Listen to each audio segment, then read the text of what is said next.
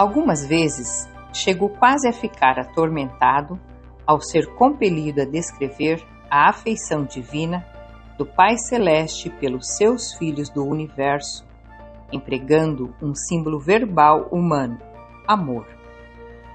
Esse termo, ainda que tenha a conotação do mais alto conceito humano das relações mortais de respeito e devoção, com tamanha frequência é designativo de relações humanas tão totalmente ignóbeis que não são merecedoras de serem conhecidas por qualquer palavra que seja também usada para indicar a afeição sem par do Deus vivo pelas criaturas do seu universo. É uma infelicidade eu não poder fazer uso de algum termo superno e exclusivo que transmita à mente do homem a verdadeira natureza e a delicada beleza do significado da afeição divina do Pai do Paraíso. Quando o homem perde de vista o amor de um Deus pessoal, o reino de Deus passa a ser meramente o reino do bem. Não obstante a unidade infinita da natureza divina, o amor é a característica dominante de todas as relações pessoais de Deus com as suas criaturas. 6. A bondade de Deus. No universo físico, podemos ver a beleza divina. No mundo intelectual, é-nos possível discernir a verdade eterna. Mas a bondade de Deus é encontrada somente no mundo espiritual da experiência religiosa pessoal. Na sua verdadeira essência, a religião é a fé feita de confiança na bondade de Deus. Para a filosofia, Deus poderia ser grande e absoluto, e de algum modo até inteligente e pessoal. Mas, para a religião, é necessário também que Deus seja moral. Ele deve ser bom. O homem poderia temer a um Deus grande, mas ama e confia apenas em um Deus de bondade. Essa bondade é parte da personalidade de Deus, e a sua plena revelação surge apenas na experiência religiosa pessoal dos filhos que creem em Deus. A religião requer que o supramundo da natureza do espírito seja conhecedor das necessidades fundamentais do mundo humano e que seja sensível a elas. A religião evolucionária pode tornar-se ética, mas apenas a religião revelada é moral e espiritual de um modo verdadeiro. O conceito antigo de que Deus é uma deidade dominada por uma moralidade majestática foi elevado por Jesus até aquele nível afetuoso e tocante da moralidade familiar íntima, própria da relação pai-filho. E na experiência mortal não há nenhuma relação mais terna e bela. A riqueza da bondade de Deus leva o homem que errou ao arrependimento. Toda a boa dádiva e toda a dádiva perfeita vem do Pai das luzes. Deus é bom. Ele é o refúgio eterno das almas dos homens. O Senhor Deus é misericordioso e pleno de graças. Ele é paciente e abundante em bondade e em verdade. Provai e vede como o Senhor é bom. Abençoado seja o homem que confia nele. O Senhor é cheio de graça e de compaixão. Ele é o Deus da salvação. Ele alivia o coração dos infelizes e cura as feridas da alma. Ele é o benfeitor todo-poderoso do homem. O conceito de um Deus, Rei Juiz, ainda que haja colaborado para desenvolver um padrão elevado de moralidade e criado um povo respeitador das leis enquanto grupo, deixava o indivíduo crente em uma posição triste de insegurança com relação ao próprio status no tempo e na eternidade. Os profetas hebreus mais recentes proclamaram Deus como um pai para Israel. Jesus revelou Deus como o pai de cada ser humano.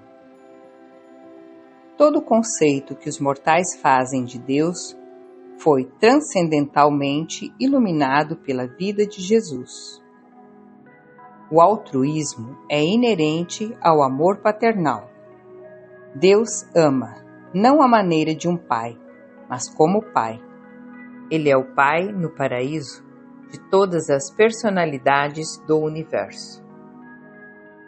A retidão indica que Deus é a fonte da lei moral do universo. A verdade exibe Deus como um revelador, como um mestre. Mas o amor dá afeto e anseia por afeto. Procura a comunhão compreensiva, tal como existe entre pai e filho.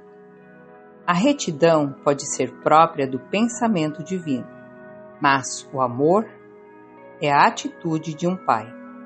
A suposição errônea de que a retidão de Deus fosse irreconciliável com o amor altruísta do Pai Celeste pressupôs a ausência de unidade na natureza de Deus e levou diretamente à elaboração da doutrina da expiação, que é uma violentação filosófica tanto da unidade quanto do livre-arbítrio de Deus. O Pai Celeste afetuoso, cujo espírito reside nos seus filhos da terra, não é uma personalidade dividida, uma a da justiça e outra a da misericórdia. E também ele não requer um mediador para assegurar o seu favorecimento ou o perdão de pai. A retidão divina não é dominada pela estrita justiça de retribuição. Deus, enquanto um pai, transcende Deus enquanto juiz. Deus nunca é irado, vingativo ou enraivecido. É verdade que a sabedoria, muitas vezes, restringe o seu amor, assim como a justiça condiciona a sua misericórdia rejeitada. O seu amor pela retidão não pode evitar que, com a mesma intensidade, seja manifestado como ódio ao pecado. O Pai não é uma personalidade incoerente. A unidade divina é perfeita. Na Trindade do Paraíso, há uma unidade absoluta, a despeito das identidades eternas dos coordenados de Deus. Deus ama o pecador e odeia o pecado. Tal afirmação é verdadeira filosoficamente. Contudo, Deus é uma personalidade transcendental e as pessoas apenas amam e odeiam as outras pessoas. O pecado não é uma pessoa. Deus ama o pecador porque ele é uma realidade de personalidade potencialmente eterna, enquanto, em relação ao pecado, Deus não assume nenhuma atitude pessoal, pois o pecado não é uma realidade espiritual, não é pessoal. Portanto, apenas a justiça de Deus toma conhecimento da existência dele. O amor de Deus salva o pecador. A lei de Deus destrói o pecado. Essa atitude da natureza divina mudaria aparentemente se o pecador, afinal, se identificasse completamente com o pecado.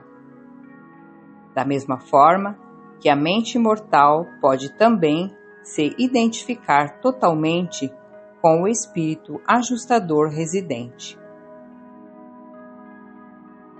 Um mortal assim identificado com o pecado tornar-se-ia então inteiramente não espiritual na sua natureza e, portanto, pessoalmente irreal e, por fim, experimentaria a extinção do seu ser. A irrealidade e mesmo a incompletude da natureza da criatura não pode existir para sempre, em um universo progressivamente mais real e crescentemente mais espiritual. Perante o mundo da personalidade, Deus é descoberto como uma pessoa de amor. Perante o mundo espiritual, ele é o amor pessoal. Na experiência religiosa, ele é ambos. O amor identifica o arbítrio volitivo de Deus. A bondade de Deus permanece no cerne do livre-arbítrio divino. A tendência universal para amar manifesta misericórdia, demonstra paciência e ministra o perdão.